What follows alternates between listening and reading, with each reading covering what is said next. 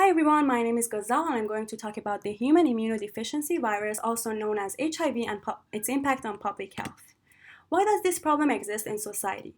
So, on a global level, 30 million people have died due to AIDS related illnesses. AIDS is the third stage of HIV, so I'm going to use these terms interchangeably throughout this presentation. Also, by the end of 2018, 37.9 million people were living with HIV. In the United States, 1.2 million people currently have HIV, and more than half a million have died due to the disease. How did this happen? So, HIV was initially acquired through cross-species mixture of blood or bodily fluids, but it's now mainly transmitted through unprotected sexual contact. Also, it is transmitted from mother to infant during pregnancy, childbirth, or breastfeeding. Where did this occur? So HIV first occurred in the Democratic Republic of Congo, then it initiated in the United States in 1981, mainly due to homosexual contact. Now HIV occurs on a global level, and 95% of people who have HIV live in the developing countries. As shown in this map, there is a high prevalence of HIV in the sub-Saharan African countries, which are known to be developing countries. In terms of the risk factors, for the community in the future, it is important to mention that there is currently no cure for HIV. However, there is a target to end HIV by the year 2030. The treatment of HIV now involves the use of antiretroviral drugs. This might be problematic for some in the future, as the mutation in the genetic sequencing of the disease might cause a resistance to the antiretroviral drugs. Also, the antiretroviral drugs need to be taken on a daily basis. Therefore, there needs to be a long-lasting therapy developed for HIV. In terms of the etiological factors, it is important to mention that early scientists called the disease the gay-related immune deficiency. Also, in 1999, researchers discovered a strain of SIV in a chimpanzee that was very similar to HIV in humans. Also, HIV has been proven to cross species from apes to humans through butchering and consumption of meat. Also, it is important to mention that the prevalence of HIV is really high in African Americans and Latinos. In terms of the strategies to solve the public health problem, the first strategy is antiretroviral drug use.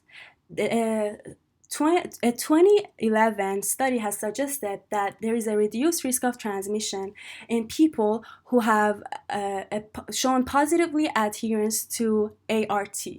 Also, the risk of transmitting HIV through unprotected sex becomes zero when the HIV viral load is suppressed through ART treatment. The second strategy I want to talk about is the voluntarily medical male circumcision. This reduces the risk of heterosexually transmitted HIV infections in males by 60% and have caused 23 million men and teenage boys in Eastern and Southern Africa to be provided with different prevention services as well as education opportunities.